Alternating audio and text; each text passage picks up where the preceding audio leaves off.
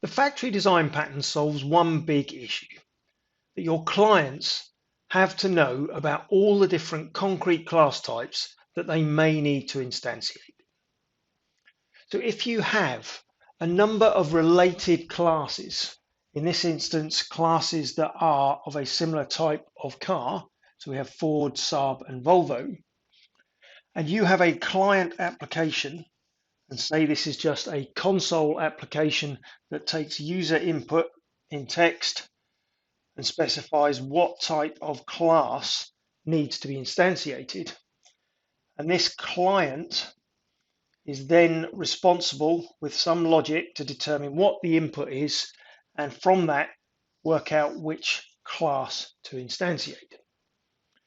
Now, should you decide to add another similar class, maybe we add Toyota in there, then you have to update your class with additional logic to deal with that additional class, which may not seem too difficult in the first instance.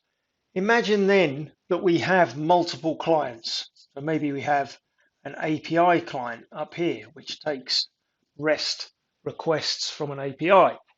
Maybe we have a web client here, which takes input from a web page. Now, all of these three clients, which need to be able to create classes of the type car, need to know about all of the different class types. So not only are we having to update our original client, we now have to update our other clients as well. And this becomes difficult to scale and to maintain.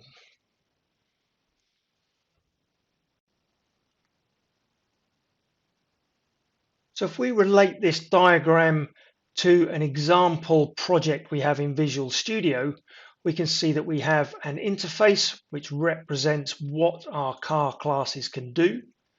And we have some classes specifically for different types of car, Ford, Saab, and Volvo. And then we have our client applications. We have an API application, a web application, and a console application. And that console application in this example allows us to enter text, and the console application is then responsible for instantiating the class related to that input, which, as I said, is fine when you've got one client application, and if you then add a new class, say we add the Toyota class in here, and we then have to come in and update our console application to add additional logic to support the new class that we've added. So when we have a client and the user enters Toyota, now our client console application supports the new class. But we have to make that change both for our API client, for our web client, and as I said, that's not scalable and is not maintainable. So what we need then is some capability that provides us with three things. And those three things are, firstly, a client must be able to choose different classes at the runtime. We must avoid having all our clients needing to know about all the classes, and we must have a single point where the class creation logic resides. So if we look at that in our schematic diagram, the way we implement this is with the factory class that sits between our client applications and our classes. And this is responsible for instantiating the class required depending on the input from the client applications. So if our client passes the string Ford to our factory class, then the factory is responsible for instantiating an instance of the Ford class. And likewise, if the API requires a Saab car created, then it passes the Saab string to the factory class, and the factory class goes off and implements the Saab class. So when we add a new class type, perhaps we add Toyota over here, and then all we need to do is update the logic in the factory class so that it's the factory that is responsible for the logic for instantiating Ford, Saab, Volvo, or Toyota. So we add one more piece of logic in there for instantiating Toyota. So if our web application wants to create a Toyota car, then it passes Toyota to the factory class, and the factory class that is responsible for instantiating the instance of the Toyota car. We don't have to update the web client, we don't have to update the console client, and we don't have to update the API client. We just update the factory class, and it's the factory class that has all the knowledge about the different types of classes we have in our application. So let's look at that in an example of our C# project.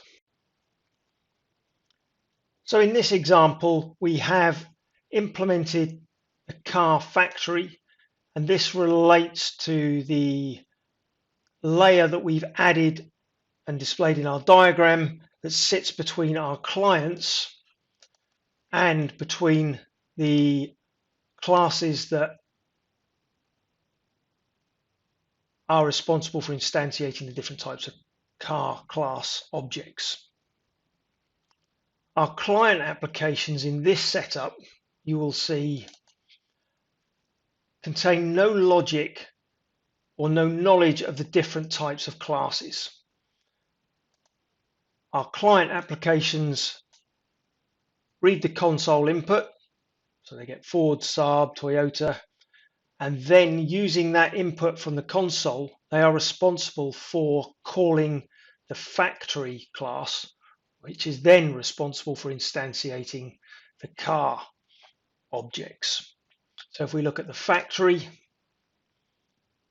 class here, it takes a string input from one of our clients, the API client, the web client, or the console client, and the logic for then creating the cars objects is or resides within this factory class. So if we get a string input of Ford, then we go off and we create the class for a car with car Ford, and equally for Volvo, for Saab.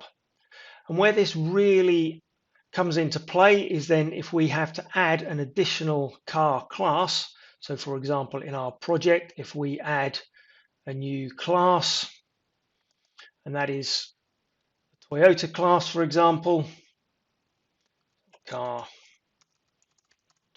Toyota,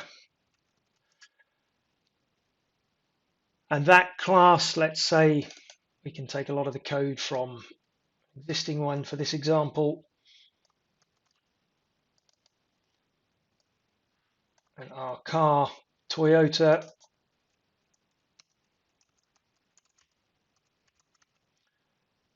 maybe has a different top speed in this example, and the model Toyota.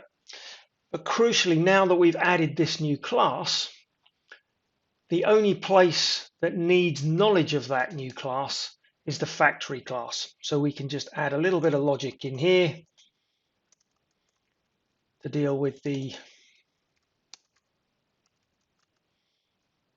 scenario where a client may require an object of Toyota,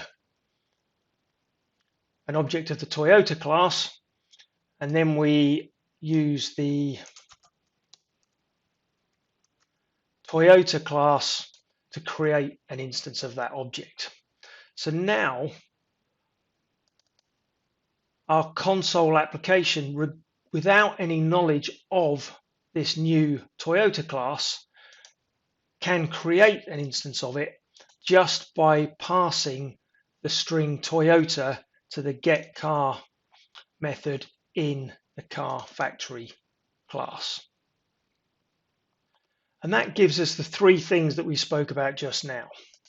Firstly, the clients are able to choose a different class at runtime by taking that string input from the console, from the API, from the web application, and passing that to the factory class. So they avoid having to know about all the different types of classes. And there is now a single point where the class creation logic resides, and that is in our car factory class. And in that way, our design remains open for extension and closed for modification. So we can extend our application by adding a class and updating the factory class, but it remains closed for modification in as much as we do not need to modify any of our client applications in order to support that new class.